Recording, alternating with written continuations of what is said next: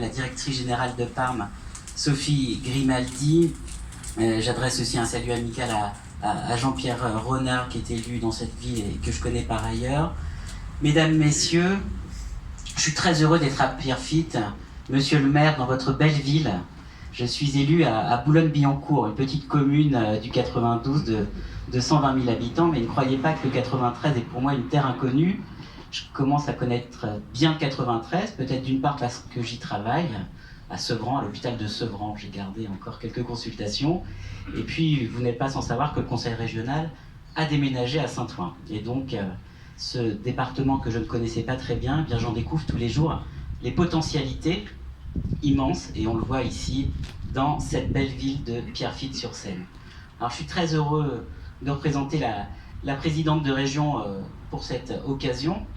Dans une ville, préparer l'avenir en proposant du logement étudiant est un gage de dynamisme, de confiance en l'avenir, mais aussi d'attractivité. Nous sommes toujours très heureux de pouvoir contribuer à cette marque de dynamisme, tant nous sommes attentifs à nos étudiants. L'Île-de-France est une région phare pour l'enseignement supérieur. Elle dispose d'un ensemble d'universités, d'écoles, de grandes écoles et d'enseignement supérieur qui n'a nul autre pareil en France. Mais les étudiants connaissent aussi la crise du logement dans notre région, au même titre que les autres franciliens, et c'est pourquoi la région a donné la priorité au logement social des étudiants et des jeunes travailleurs, afin de leur offrir un tremplin vers l'emploi, et elle y consacre d'ailleurs chaque année 18 millions d'euros dans son budget. Bien évidemment, la région veut répondre à l'enjeu quantitatif, mais surtout qualitatif.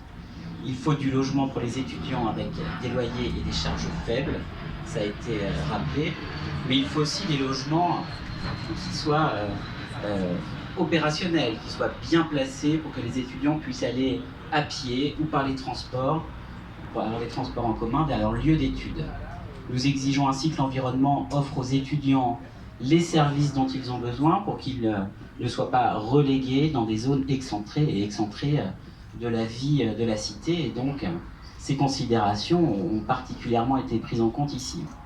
Pour y parvenir, nous avons négocié avec l'État pour que l'on puisse réaliser des logements sociaux plus sociaux que les PLS traditionnels sur ce type de montage. Ça sera donc le cas dans cette résidence. Car particulièrement, les étudiants modestes ont des difficultés en Île-de-France du fait du coût particulièrement important du logement. Notre philosophie du logement a été inscrite dans le schéma régional du logement étudiant qui fixe les grands principes de notre politique. Nous voulons aller plus loin, et c'est pourquoi la région est chef de file sur le groupe du travail sur le logement étudiant du comité régional de l'habitat et de l'hébergement, qui vise à mieux cerner les potentialités des territoires et de faire évoluer le schéma régional. Cette première pierre, elle illustre parfaitement cette ambition régionale en faveur du logement des étudiants.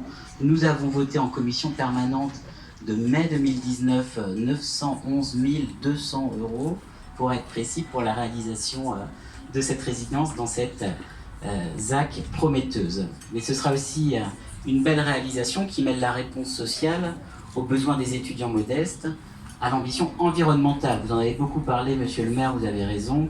C'est une préoccupation partagée par l'ensemble des élus, de l'ensemble des collectivités.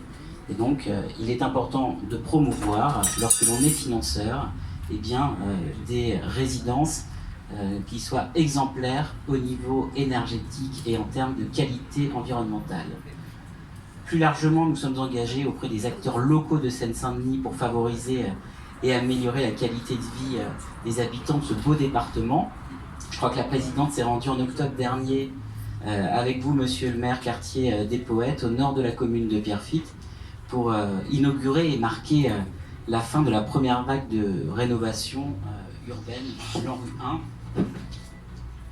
Aujourd'hui, dans le cadre du NPNRU, le nouvel exécutif a décidé d'apporter 2,6 millions d'euros dans le cadre du projet d'intérêt national sur le quartier à Joncherolle-Fauvet, au sud de la commune. Et s'agissant de la butte-Pinson, la région a investi plus de 4,5 millions d'euros d'aménagement pour reconquérir ce site afin d'offrir un véritable poumon vert aux habitants de Groslay, Montagny, Villetaneuse et bien sûr Pierrefitte-sur-Seine.